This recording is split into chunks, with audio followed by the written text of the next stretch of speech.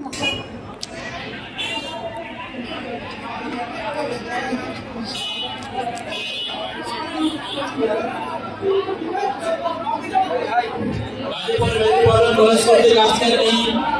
মিলাদ এবং এইচএসসি পরীক্ষা 2024-এর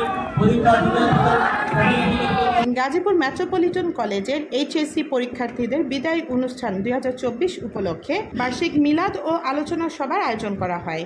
উক্ত অনুষ্ঠানে প্রধান অতিথি হিসেবে উপস্থিত ছিলেন গাজীপুর সিটি কর্পোরেশনের মাননীয় মেয়র জনাব জায়দা খাতুন।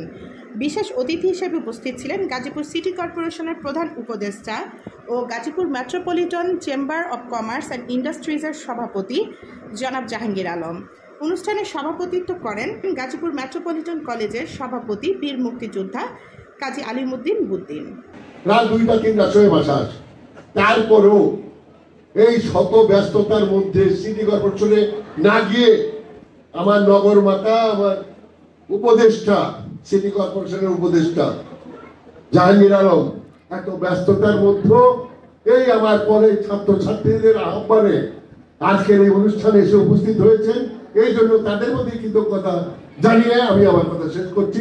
সকলকে ধন্যবাদ। জয় বাংলা, জয় বঙ্গবন্ধু। কিভাবে মানুষ দেশের টাকা বাইরে পাচার করে, কিভাবে করে, তাহলে যারা আদর্শবান রাজনীতি ব্যক্তি আছেন তারা কেন কথা বলেন না?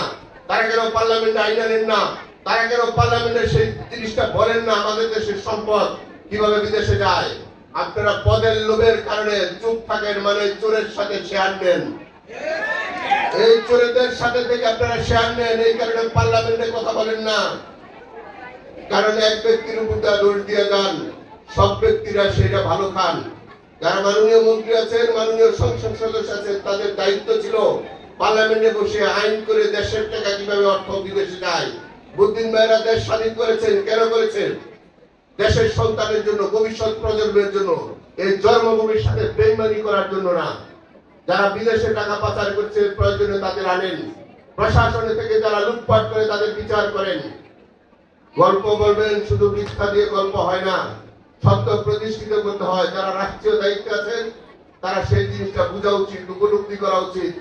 দেশের সম্পদ বাইরে যাচ্ছে, আমাদের সন্তানরা এখন ফেসবুকে সেগুলো লিখছে, ফেসবুকে সেগুলো দেখছে, এটা কারোর জন্য ভালো নয়। ভবিষ্যৎ প্রজন্মের জন্য আদর্শ বক্তৃতা কোথায় দিবেন? সন্তানরা তো আদর্শ বক্তৃতা শুনে 20 বছর আগেকার বক্তৃতা শুনে আর 20 বছর পরে যখন বিশ্লেষণ করবেন দেখবেন পিতা মাতা মিথ্যা তথ্য দিয়েছে। সেই তথ্য দেখে সন্তানরা অনেক সময় ঘৃণা করবে।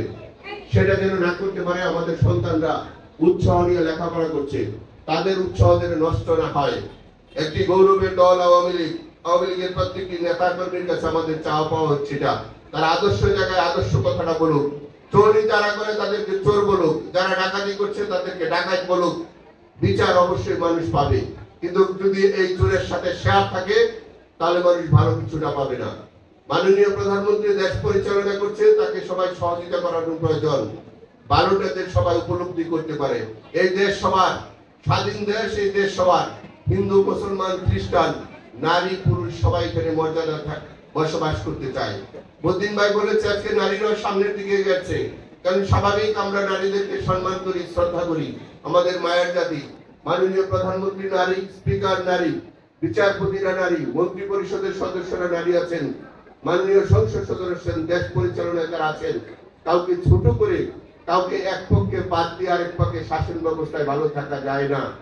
সেই হিসাবে নারী পুরুষ, ছেলে মেয়ে সবাইকে সম্মান করে বাচ্চাদেরকে উৎসাহ দিতে হবে, তারা যেন ভালোভাবে লেখাপড়া করে, তারা যেন সত্যটা শিখে। সত্যটা শিখলে, চেষ্টা করলে সবকিছু হয়। আমি আমার মা আসছি, আমি মায়ের পক্ষ থেকে আপনাদের এখানে বলতেছি, কারণ আমাদেরও এই শহরের সবচেয়ে লাস্টে গ্রামে, কানাই গ্রামে জন্ম। সেইখান থেকে শহরে আসছি। শহরে এসে আজকে মা সন্তান দুইজনই নগর মাতা এবং নগর পিতার দায়িত্বটা পালন করছি। সেই হিসাবে নিজেদেরকে তৈরি করেন, সবাই খুব ভালো করবেন। লেখাপড়ার জন্য যা যা প্রয়োজন আমরা সার্বিকভাবে সহযোগিতা করবো। কারণ যদি অর্থ সমস্যা হয় তাহলে আমরা সেটা দিয়ে সাপোর্ট করবো। আমরা চাই আমাদের সন্তানরা লেখাপড়ার পরে তারা যেন চাকরি, ব্যবসায় যে কোনো মুহূর্তে ঢুকতে পারে। এই শহরে আমরা কর্মসংস্থান তৈরি করছি, পৃথিবীর কোথাও নাই। 3 বছরে 24 লক্ষ লোক, বাহিরের লোকই আমাদের গাজীপুর সিটিতে ঢুকছে, পৃথিবীর কোথাও নাই। একসাথে একটা শহরে 3 বছরে 24-25 লক্ষ লোকের কর্মসংস্থান তৈরি হচ্ছে। একমাত্র গাজীপুর সিটি কর্পোরেশন হয়েছিল। যেখানে জমির দাম ছিল 30 লক্ষ টাকা বিঘা, সেখানে 1 কোটি টাকা বিঘা হয়েছে। যেখানে 1 কোটি টাকা ছিল সেখানে 5 কোটি টাকা হয়েছে। আমাদের স্থানীয় মানুষের সেটা করার জন্য আমরা প্রস্তুতি নিয়েছিলাম। যেখানে আমাদের 1 কিলো পাকা ঢালাই করা রাস্তা ছিল না, সেখানে 800 কিলোমিটার রাস্তা প্রথম পর্যায়ে করে দিয়েছি।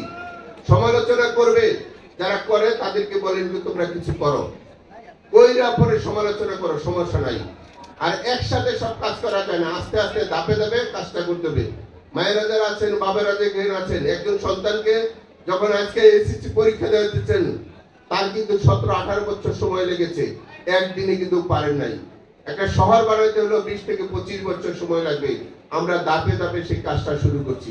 প্রত্যেক দিনই আঘাত পাচ্ছি, প্রতিদিনই বাধা পাচ্ছি, তাতে কিছু আসে যায় না। মা সন্তান এই শহরের মানুষের জন্য, এই শহরের দোয়ায় আমরা চলে যাচ্ছি। কারণ পৃথিবীর কোথাও নাই একজন নারী তার নির্বাচনে দাঁড়ায় 10 দিন প্রচারে 9 দিন তার গাড়ির উপর আঘাত করা হয়েছে।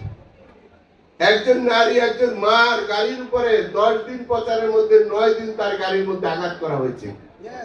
একটা 490টা সেন্টারের মধ্যে একটা সেন্টার এজেন্ট ঢুকতে দেয় নাই, কোন সেন্টারে ফেল করাইতে পারে নাই। মানুষ যদি চায়, মানুষ যদি চেষ্টা করে, তাহলে সেই চেষ্টা কোনোদিন বিফলে যায় না। আর কোনো মাস্তানি এখানে চলবে না। সবার জন্য এই শহর উন্মুক্ত শহর, সবার ভালো থাকার জন্য।